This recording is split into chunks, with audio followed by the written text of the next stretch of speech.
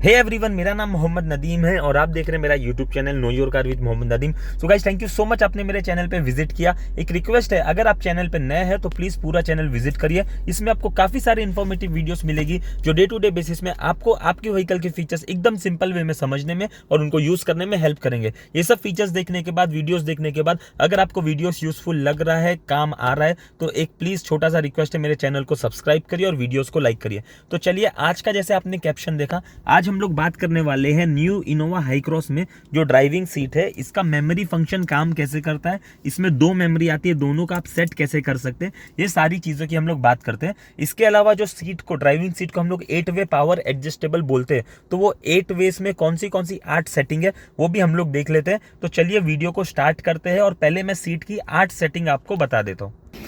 जैसा आप देख सकते हो यहाँ पे ये जो ड्राइविंग सीट है, इसमें 2 लीवर दिए हुए हैं इलेक्ट्रॉनिकली एडजस्टमेंट के। तो ये जो आगे वाला लीवर है, इसमें क्या क्या सेटिंग्स है मैं आपको बता देता हूँ। सो आप सबसे पहले देख सकते हैं, इसको आप बटन से सीट को आगे कर सकते हैं इलेक्ट्रॉनिकली, जैसा कि आपने देखा।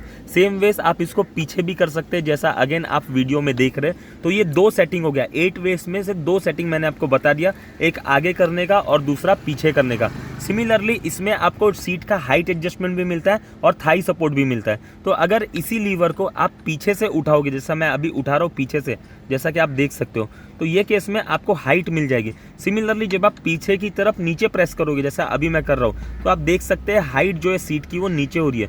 तो सीट की जो हाइट है वो डायगनली ऊपर जाती है और डायगनली सेम वे में नीचे भी आती है। अब लाइकवेज जो फ्रंट से अगर आप लीवर को ऊपर नीचे करेंगे तो आपको यहाँ पे आप नोटिस कर सकते हैं थाई सपोर्ट मिलेगा, जो मैं आपको अभी करके बता रहा हूँ। तो ये अभी मैक्सिमम ऊपर है, तो आप देख सकते हैं कुछ भी चेंजेस नहीं है। बट अगर इसी स्विच को मैं नीचे प्रेस करूंगा, आप देख सकते हैं थाई सपोर्ट किस तरीके से ऊपर नीचे हो रहा है। तो इस स्विच से मैंने इसे नीचे कर दिया। अब यही स्विच को अगर मैं ऊपर की तरफ उठाऊंगा तो ये ऊपर हो जाएगा। तो 6 सेटिंग मैंने आपको बता दिया। एक है आगे पीछे, दूसरा है हाइट एडजस्टमेंट ऊपर और नीचे, और फिर तीसरा मैंने आपको बता दिया थाई सपोर्ट ऊपर और नीचे। तो सब में 2-2 सेटिंग है, इसके लिए 6 सेटिंग हो गया।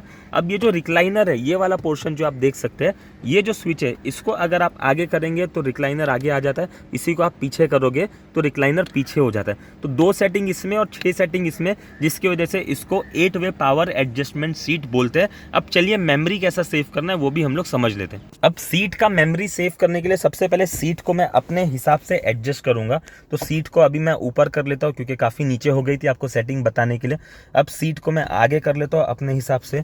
थाई सपोर्ट को भी मैंने अपने हिसाब से एडजस्ट कर लिया, जैसे सेटिंग मैंने आपको बताया, और रिक्लाइनर को भी आगे कर लिया। अब ये जो सेटिंग किया मैंने यहाँ से, ये सीट मेरे को एकदम परफेक्ट है मेरे ड्राइविंग पोस्चर के हिसाब से। अब मुझे करना क्या है, या आपको करना क्या है, जो भी नंबर पे 1 या 2, 2 लोग अपनी सीट की सेटिंग कर सकते हैं। तो अगर मेरे को मेरी सेटिंग 1 पे सेव करना है तो पहले मुझे सेट का बटन प्रेस करना होगा, जो मैं अभी कर रहा हूँ। मैंने सेट का बटन प्रेस कर दिया और 1 पे मैं ये मेमोरी सेव करने जा रहा हूँ, इसके लिए 1 प्रेस कर दिया।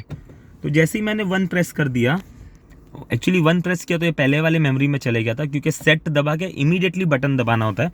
तो वापस से सीट को मैंने एडजस्ट कर लिया मेरे हिसाब से। अब जैसे सीट को मैंने एडजस्ट कर लिया, सेट दबा के तुरंत मैं 1 दबाऊंगा। तो जब मैं 1 दबा रहा हूँ, आपको एक लॉन्ग बीप की आवाज़ आई, टी करके। ये बीप की आवाज़ का मतलब ये होता है कि मेमोरी जो है वो सेव हो गई है। तो इसी टाइप से आप 2 मेमोरी सेव कर सकते हो, एक 1 में और एक 2 में। अभी 2 की भी मैं कर लेता हूँ।